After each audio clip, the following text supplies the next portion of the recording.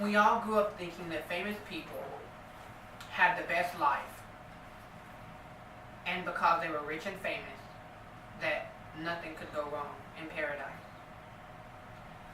But that is far from the truth. Demi Lovato is the perfect example of chaos in paradise. She grew up with so many challenges: family abuse, drug abuse, depression, and much more.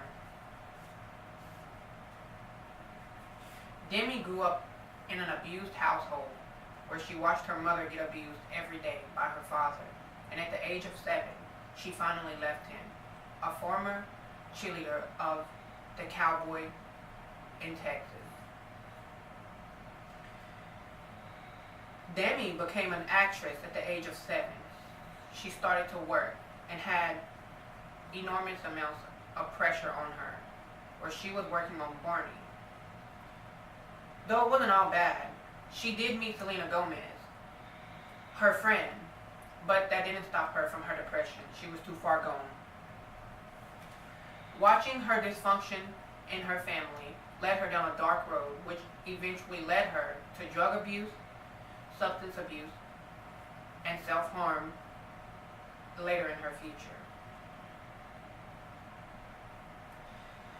Though she was only 7, Demi didn't know that she was depressed. Demi didn't know that she had a long life ahead of her with so many challenges.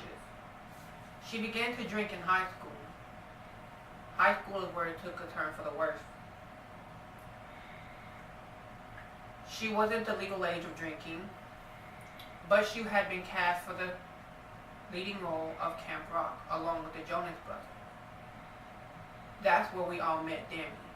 We didn't know her from Barney. We knew her from Camp Rock. She did well on Camp Rock. No one knew anything about her. Then the movie came, Camp Rock 2. And that's when we learned about Demi's abuse. She was on stage in tour with the Jonas Brothers. And after this performance, she punched a backup dancer in the face for no reason. She was irate because she couldn't have her drug. This led her to rehab. She was only 17 going to rehab for cocaine abuse. We later learned that because of her abuse caused her to be diagnosed with bipolar disorder and substance abuse in rehab. We also learned that because of her bipolar disorder, she had been depressed, suicidal, she had self-mutilated, and then she became an advocate of anti-self-mutilation. She announced in 2016, not personally, but through a song, that she had relapsed after 6 years of sobriety.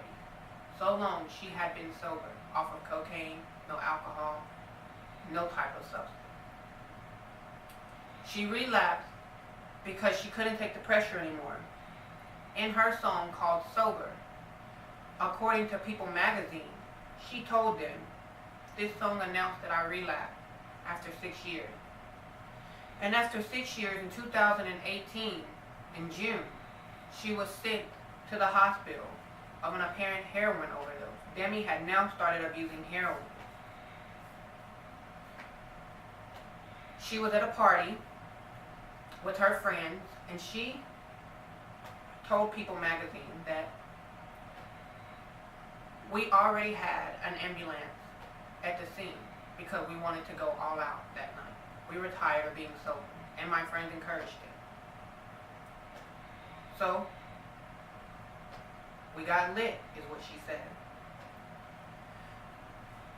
The next morning, her assistant found Demi unconscious. She thought she was sleeping, and when she tried to wake her, she couldn't wake her. She was unconscious. She had been unconscious for hours and overdosed on heroin. She was in the hospital, clinging to life, in a coma for about 2 days.